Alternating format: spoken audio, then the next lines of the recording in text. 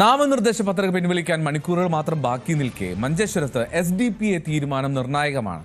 സ്ഥാനാർത്ഥിയെ പിൻവലിക്കാൻ UDF-ൽ നിന്ന് സമ്മർദ്ദം ഏറുന്നുണ്ടെങ്കിലും പ്രാദേശിക വിഷയങ്ങൾ ഉയർത്തിക്കാട്ടി മത്സരരംഗത്ത് തന്നെ ഉറച്ചു നിൽക്കാനാണ് SDPA സ്ഥാനാർത്ഥി KM അഷ്റഫിന്റെ തീരുമാനം. അതേസമയം SDPA സംസ്ഥാന നേതൃത്വവുമായി ഇടപെട്ട് സ്ഥാനാർത്ഥിയെ പിൻവലിക്കാനുള്ള അണിയറ നീക്കങ്ങളും ശക്തമായിട്ടുണ്ട്. KV ബൈജു കൂടുതൽ വിവരങ്ങൾ നൽകും. ബൈജു, ഈ സമ്മർദ്ദ തന്ത്രം അത് ഫലിക്കാനുള്ള സാധ്യതയുണ്ടോ?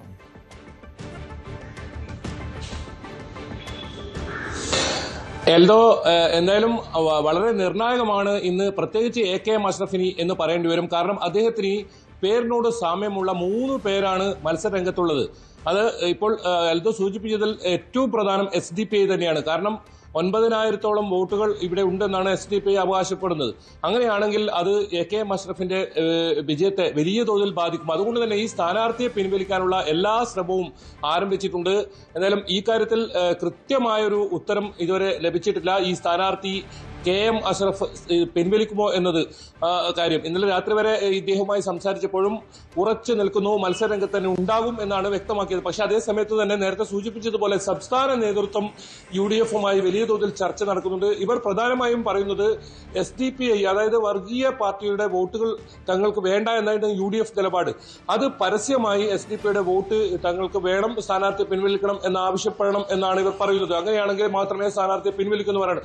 ഏതായാലും സ്ഥാനാർത്ഥിയെ പിൻവലിക്കാനുള്ള സാധ്യത വളരെ കുറവാണെന്നാണ് നമുക്ക് മനസ്സിലാക്കാൻ സാധിക്കുന്നത്. ഇതോടൊപ്പമാണ് 2 സ്വതന്ത്ര സ്ഥാനാർത്ഥിമാരായും അപരന്മാരായുള്ളത്. ഏതായാലും കാസർഗോഡ് ജില്ലയിൽ 37 സ്ഥാനാർത്ഥികളിൽ കാഞ്ഞങ്ങാട് മണ്ഡലം ഒഴികെ മറ്റ് 4 മണ്ഡലങ്ങളിലും അപരന്മാരുണ്ട് എന്നതാണ് ഏറ്റവും പ്രധാനം. അതുകൊണ്ട് തന്നെ ഇന്ന് 3 മണി അത് എല്ലാ സ്ഥാനാർത്ഥികളെയും മുന്നണിയെ സംബന്ധിച്ചിടത്തോളം വളരെ നിർണായകമാണ്. പ്രത്യേകിച്ച് നേരത്തെ സൂചിപ്പിച്ചതുപോലെ ഇഞ്ചോടിഞ്ച് പോരാട്ടം നടക്കുന്ന മഞ്ചേശ്വരം മണ്ഡലത്തിൽ സുരേന്ദ്രനും ഒരു അപരനുണ്ട്. ആ അപരൻ പിൻവലിക്കുമോ എന്നതും കാത്തിരുന്ന് കാണേണ്ടതുണ്ട്. ഏതായാലും കഴിഞ്ഞ തവണ 745 വോട്ടുകൾക്കാണ് സുരേന്ദ്രൻ പരാജയപ്പെട്ടത്.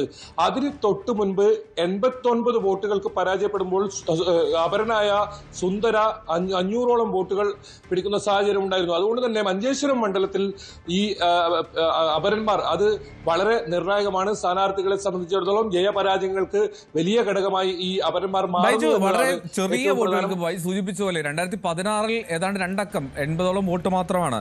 2021-ൽ 745 വോട്ട്, അങ്ങനെ വളരെ നേരിയ ഭൂരിപക്ഷത്തിലാണ് ജയിച്ചു വന്നിരുന്നത്. അപ്പോൾ അതായത് കൃത്യമായുള്ള ത്രികോണ മത്സരം നടക്കുന്ന ആ മണ്ഡലത്തിൽ ഒരു SDPA സ്ഥാനാർത്ഥി UDF-ന് അത്ര ശുഭകരമല്ല. പക്ഷേ ബേസിക് പ്രശ്നം എന്താണ് UDF-ന് എതിരെ ഈ SDPA സ്ഥാനാർത്ഥിയെ നിർത്താനുള്ള സാഹചര്യം എന്താണ് ഉണ്ടായത്?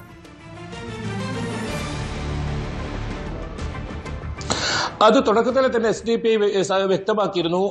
KM അഷ്റഫ് സ്ഥാനാർത്ഥിയായി വന്നാൽ അവിടെ ഇത്തരത്തിലൊരു സ്ഥാനാർത്ഥിയെ നിർത്തുമെന്ന് നേരത്തെ തന്നെ പ്രഖ്യാപിച്ചിരുന്നു. അതോടൊപ്പം പേരിനോട് സാമ്യമുള്ള ഒരാൾ തന്നെ വരികയും ചെയ്തതോടുകൂടിയാണ് അത് UDF-നെ സംബന്ധിച്ചിടത്തോളം വലിയ തലവേദനയായത്. ഇവർ പറയുന്നത് മണ്ഡലത്തിൽ KM അഷ്റഫ് കഴിഞ്ഞ 5 കൊല്ലം വികസനം ഒന്നും ഉണ്ടായിട്ടില്ല, ഒരുപാട് പ്രശ്നങ്ങൾ ഇവിടെ ഉണ്ട്. മാത്രമല്ല SDPA യാതൊരു തരത്തിലും പരിഗണിക്കാൻ, ഏതെങ്കിലും വിഷയം ഉന്നയിക്കുമ്പോൾ പോലും പരിഗണിക്കാൻ MLA എന്ന നിലയിൽ KM അഷ്റഫ് തയ്യാറായില്ല തുടങ്ങി നിരവധി കാരണങ്ങളാണ് SDPA പറയുന്നത്.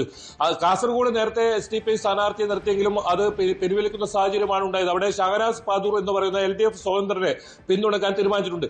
മറ്റൊരു പ്രധാനപ്പെട്ട കാര്യം മഞ്ചേശ്വരത്തുമുള്ളത് PDPയുടെ നിലപാടാണ്. 5000-ഓളം വോട്ടുകൾ PDPക്ക് ഉണ്ടെന്നാണ് അവകാശപ്പെടുന്നത്. അവർ ഏതായാലും UDF-ന് പിന്തുണ നൽകാൻ ഇന്നലെ ചേർന്ന യോഗത്തിൽ തീരുമാനിച്ചിട്ടുണ്ട്. സംസ്ഥാനത്ത് മുഴുവൻ LDF-ന് പിന്തുണ നൽകുമ്പോൾ മഞ്ചേശ്വരത്തെ പ്രത്യേക സാഹചര്യം കണക്കിലെടുത്ത്, അതായത് BJPക്ക് ജയസാധ്യതയുള്ള മണ്ഡലമായതിനാൽ അവിടെ UDF-ന് പിന്തുണ നൽകുന്ന ഒരു സാഹചര്യമുണ്ട്. പക്ഷെ അത് കഴിഞ്ഞ തവണയും UDF-ന് തന്നെയായിരുന്നു PDP പിന്തുണ. അതുകൊണ്ട് തന്നെ അത് മാത്രം പോരാ, ഈ SDPA സ്ഥാനാർത്ഥി കൂടി പിൻവലിക്കുന്ന സാഹചര്യം ഉണ്ടായാൽ മാത്രമേ അത് KM അഷ്റഫിനെ സംബന്ധിച്ചിടത്തോളം അവിടെ വലിയ തോതിലുള്ള ഇഞ്ചോടിഞ്ച് മത്സരത്തേക്ക് അടുക്കും. അതല്ലെങ്കിൽ സുരേന്ദ്രനെ സംബന്ധിച്ചിടത്തോളം വലിയ വിജയപ്രതീക്ഷ വെച്ചു പുലർത്തുന്ന മണ്ഡലമാണ്. BJP ഇത്തവണ താമര വിരിയിക്കും മഞ്ചേശ്വരത്ത് എന്ന് ഉറച്ച് പ്രതീക്ഷയോടുകൂടി വലിയ തോതിൽ സംസ്ഥാനത്തു നിന്ന് പുറത്തുനിന്നുള്ള വലിയ ദേശീയ നേതാക്കളൊക്കെ കൊണ്ടുവന്ന് പ്രചരണം കൊഴുപ്പിക്കുന്ന ഒരു സമയത്താണ് ഇങ്ങനെ ഒരു തലവേദന ഉള്ളത്. അതായത് 3 പേരാണ് KM അഷ്റഫിന് പേരിനോട് സാമ്യമുള്ളവർ ഇവിടെ മത്സരിക്കുന്നതെന്നാണ്. അതിൽ നേരത്തെ പറഞ്ഞതുപോലെ തന്നെ 9,000-ഓളം വോട്ടുകളുള്ള SDPA ആ സ്ഥാനാർത്ഥി പിൻവലിക്കുമോ എന്നതാണ് ഏറ്റവും നിർണായകം. അതേതായാലും ഇന്നറിയാം.